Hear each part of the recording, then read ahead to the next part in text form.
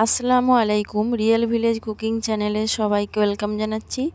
আজকে আমি বানাবো তাল শাঁসের পায়েস রেসিপি। তালের আটির ভিতরে যে শাঁস থাকে সেই শাঁসের এই যে এরকম শাঁসের আমি পায়েস বানাবো। খেতে খুবই টেস্টি আর বানানো তো খুবই সহজ।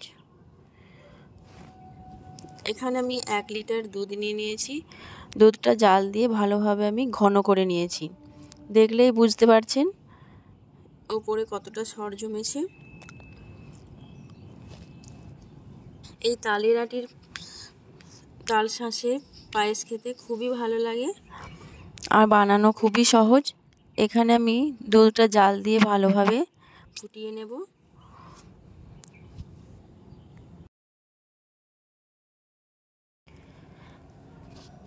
এইভাবে যখন দুধের মধ্যে বলক চলে আসবে তখন আমি দিয়ে দিচ্ছি হাফ বাটি পরিমাণে চিনি। চিনিটা আপনারা টেস্ট অনুযায়ী দেবেন। চিনিটা দিয়ে আমি একটু নাড়াচাড়া করে দিচ্ছি।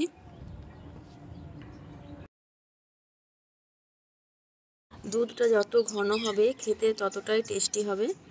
আপনারা চেষ্টা করবেন দুধটা যেন ঘন হয়। এবার এইভাবে অনবরত নাড়াচাড়া করার পর আমি যে তালের শাঁসটা কেটে রেখেছি সেটা দিয়ে দেব।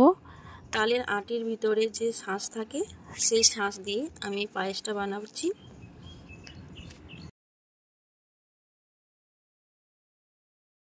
এটা খুব ভালোভাবে ফুটে গেছে। এই দেখুন খুব ভালোভাবে গরম হয়ে গেছে। এবার এর মধ্যে আমি তালের যে শাঁসটা রেখেছি সেই শাঁসগুলো দিয়ে দিচ্ছি। তালের শাঁসগুলো আমি আটি থেকে কেটে বার করে নিয়েছিলাম। এই দেখুন এরকম আমি সব কটা এর মধ্যে দিয়ে দিচ্ছি দুধের মধ্যে।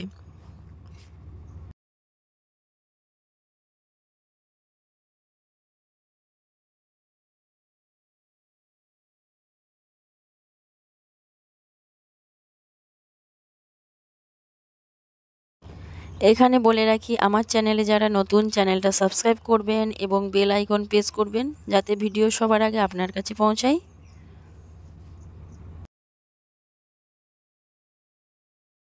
দুধের মধ্যে দেওয়ার পর আমি চারিদিকে ভালোভাবে এইভাবে দুধের মধ্যে মিশিয়ে দিচ্ছি।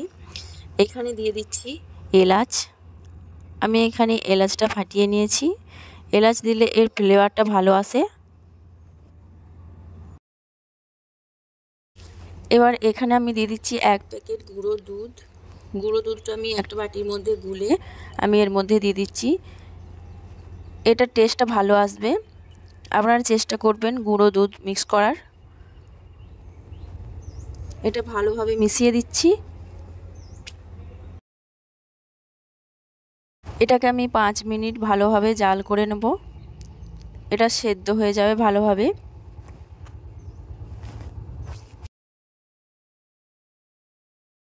এখানে আপনারা কিছু ড্রাই ফ্রুট অ্যাড করতে পারেন। আমি এখানে শুধু কিশমিশ দিয়েছি। আপনারা চাইলে আরও অনেক কিছু ড্রাই ফ্রুট অ্যাড করতে পারেন।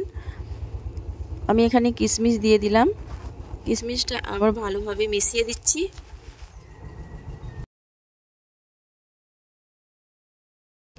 এই পায়েস খেতে এতটাই টেস্টি, একবার না বাড়িতে বানালে আপনারা বুঝতেই পারবেন না যে এর টেস্ট এতটাই, আর খেতে খুবই ইয়ামি। এখানে আমি দিয়ে দিচ্ছি কোরানো নারকেল। এটা অপশনাল, আপনারা চাইলে নাও দিতে পারেন। নারকেলটা দিয়ে খুব ভালোভাবে মিশিয়ে নিচ্ছি।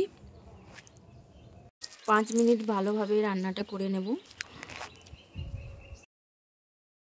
যত ভালোভাবে ঘন হবে গাঢ় হবে তত টেস্ট ভালো আসবে। এটা আমার প্রায় রান্না হয়ে এসেছে। এই রকম যখন থকথকে একটা ভাব চলে আসবে ঠিক সেই পর্যায়ে বুঝে নিতে হবে এটা প্রায় হয়ে গেছে।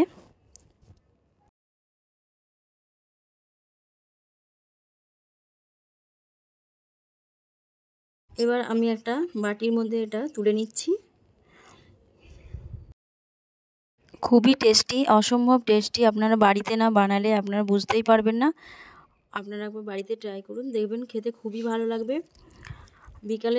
বিকালবেলায় রাস্তা হিসাবে খেতে খুবই ভালো লাগবে।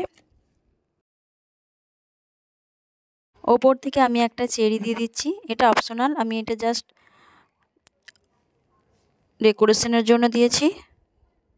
তাহলে দেখলেন তো কত সহজে এই তাল শাঁসের পায়েস বানানো যায়।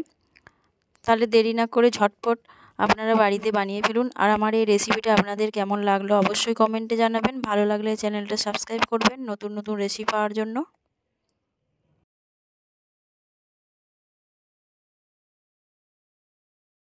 আজকের রেসিপিটা এখানেই শেষ করছি। আল্লাহ হাফেজ।